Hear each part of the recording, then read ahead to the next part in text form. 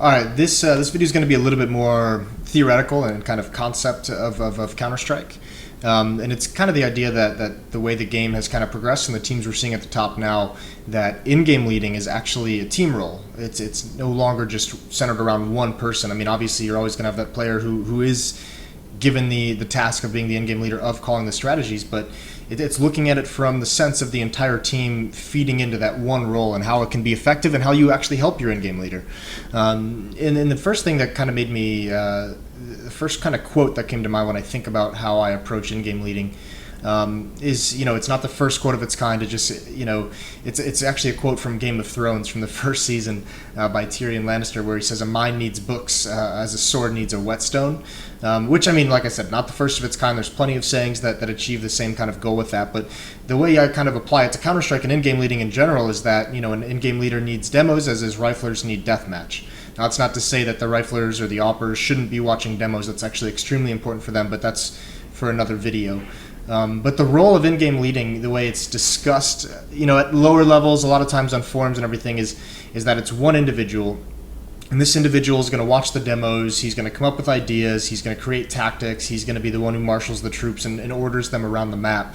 And this, in my opinion, is actually, it's a very outdated view of an in-game leader, and it's actually very counterproductive to having a successful team.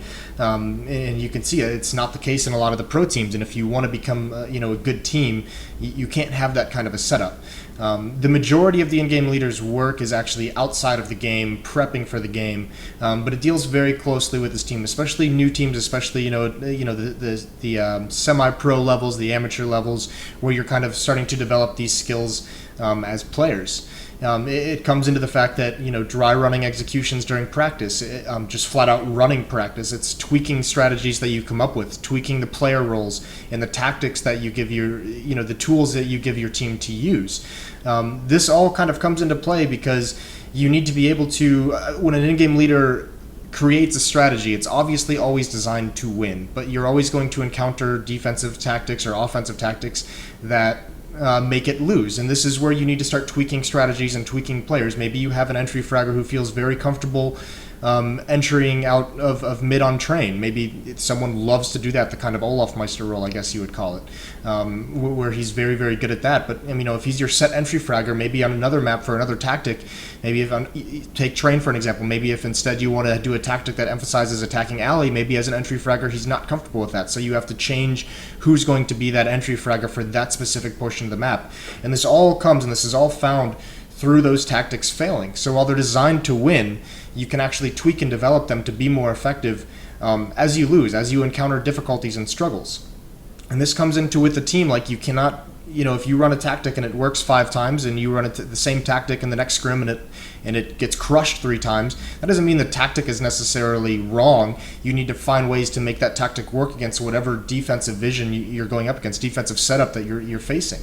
The in-game leaders develop an end goal to each round, but it's up to the players. The current meta is actually a lot of freedom to players, to individual groups, to duos, taking over portions of the map that need to work together to accomplish that goal that the in-game leader comes up at the end of the round. So there can be a varied amount of tactics for taking certain objectives. You need to be very, very good at passing along information to your in-game leader to make the right play. You can't be dying unnecessarily, dying without achieving a goal. Make sure your life in each round is going towards accomplishing something towards that end strategic goal that the in-game leader has in mind. Because the in-game leader is actually, the good in-game leaders aren't thinking of necessarily individual rounds. They're thinking of a game plan for an entire half. So your offensive side, maybe the in-game leader is saying, I want to drill, like train again for an example, I want to drill this outer bomb site. I want to be very, very successful in the first 2 to 3 gun rounds there. I want to get them used to us punishing outside and being able to take that and being effective. And if we're losing rounds, I want them to be scared. I want us to be getting 3 to 4 kills, getting the bomb planted, so that later on in the half, he can call a fake. He can switch things up and go towards the inner bomb site. And while this team is so used to defending the outer bomb site and getting punished there, they've taken a lot of attention away from the B bomb site, which makes it easier. So the in-game leader game plan is more for a half for the match. For individual rounds, you need to have players outside of the in-game leader who know how to accomplish these goals, who know how to help the in-game leader, accomplish his overarching strategy for the entire half. But this is kind of where it gets tricky, because in-game leading it's not often talked about, but in-game leading is a skill that is developed much the way that a rifler has to develop his aim, much the way an opper has to develop his positioning, his movement, how he takes peeks, much the way riflers and everyone need to practice smokes and flashes that they're going to use for these strategies. And being able to visualize a map in your brain as this game is going on, as you're getting information, as gunfights are happening, as you're monitoring the radar to see, where your teammates are, the positions on the map. There's this mental image that'll pop up in their head so that they can actually have that information, so they can visualize it and make the call from there. This is a skill that needs to be developed. This is something that is very, very difficult to do. Not everyone has it. It's not one thing to know the right play. It's one thing to know when to call it. It's very easy to watch a demo and say this is the right play to do at this point. But when you're actually in the game and you don't have all that extra information of a demo, that's a skill that needs to be developed. And it's also a skill that is developed through getting comfortable with your teammates, what they like to do, where they're going to be on certain maps, how they react and respond in different situations. This is all things that comes through practicing with the team, and that's before the game. That's experience in scrimmages, things of that nature. So when you have an in-game leader who says I want to practice, or he's coming up with a tactic and he wants to talk things over with you, if you're not paying attention in these practices, you're actually ruining your in-game leader. You're preventing him from developing any kind of skills, in-game leading skill that he wants to have in the future. It's like if you're deathmatching and you're practicing and you're trying to get better at aim, you're going on, you're going to do your 2 hours of deathmatch for the day. It's, not showing up to that practice, not paying attention, not providing feedback is very similar to someone just coming up during your deathmatching session and just yanking your mouse arm when you're trying to aim, just punching you in the arm or something, just messing with your aim every 30 seconds. This is all an in-game leader. He comes into practice with these visions, with these ideas of what he wants to do, and if you're not assisting with that, if you're not, much less, paying attention is just the big thing. I know it's one of those boring things that you have to do, but you're actually preventing your in-game leader from improving as a leader, as a tactician, as a caller. These are all things that you need to keep in mind when your in-game leader says, hey, I came up with something new on this map, let's go into a server, and you're like, nah, I don't really feel like it today, I just want to get into a scrim, let's just frag. Have to let your in-game leader do his thing, because this is what he's developing spending most of his time on. It's not necessarily, he's not deathmatching the way you are. While you're deathmatching, he's watching a demo, and if you're not letting him incorporate what he's learning and what he's trying to figure out in these demos, then you're actually sabotaging your own in-game leader, your own team. And this also just boils down, this extends to the idea that the in-game leading role is one of those roles that we talk about, gets excused for bad fragging, it gets excused for bad stats. The in-game leader who can frag is a rare thing, is something that we celebrate because it's so difficult to do. But this is actually mitigated by helping your in-game leader, by paying attention in this practice when he's confident that his team knows what they're doing, that they're going to be doing what he asked for in a strategy, that he knows where they're all going to be on the map without even necessarily thinking, without having to check the radar. That's when he can focus on his own game. That's when he can focus on fragging. Doesn't have to check the radar as often. You guys have communicated what information he needs to call a tactic, what information he needs to know the setup of his opponent so that he can make the right call in the middle of the round. He can be worried about his own role in the execution, rather than worrying about, is my teammate smoke going to land it? Has he practiced it enough to land it 10 out of 10 times? These are all things that need to be done to assist an in-game leader into being a better player and a better caller. Some of the examples just right off the bat, Fallen is one of the best fragging in-game leaders we have in terms of his production as an individual and calling tactics. He's the best in the world. A lot of this comes when you watch SK, you just know that his team has, full trust in what he calls and what kind of setup. We see them run the clock down to below 20 seconds, and they're still patient, still waiting, because they know he's going to pick the right opportunity to pounce. Look at what they did before the major. You said in that Richard Lewis interview, they spent 4 hours a day just talking about theory, not practicing, not in the server, just talking about theory of what they wanted to do. They're the hardest working team in terms of practice and prep. It's no wonder that Fallen is actually one of the best fragging in-game leaders we've seen ever. And it's because his team is so well prepared. They have such a good vision on what they want to do in each round. The way they're structured is very freewheeling for the team. It's, they have kind of 3 phases in each round: the early game, the mid game, and the late game. And they have a bunch of different tactics that they know that he knows how to call depending on the positioning of his team and his opponents. And that's all due to the work they put in outside of the actual game.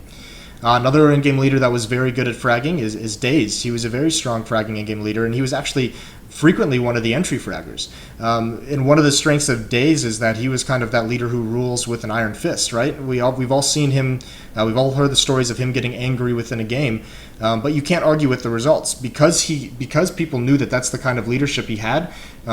People are going to listen to him because they don't want to get pitched at. They don't want to get yelled at when they make a mistake or when they do something wrong or when they mess up. So he always knew where his team was going to be. He favored default setups because he always knew where his players were going to be on the map. So he knew exactly where to move someone depending on the information he got. And that's kind of what lends itself when you have that default setup and you're waiting out. And you're getting all this information from your team, and you can trust the fact that they're not gonna die. Then he can focus on himself, focus on his own role in that tactic, and necessarily or pick the necessary aspect of the map or location on the map to attack. Another one is Pronax. This one's a little bit different because obviously Fnatic, we know them now, not a super structured team, not a very tactical, strategic team. Very, very loose setups. But one thing that this allows, and this is actually, we can see, that's how SK Gaming with Fallen is now structured, this very loose style.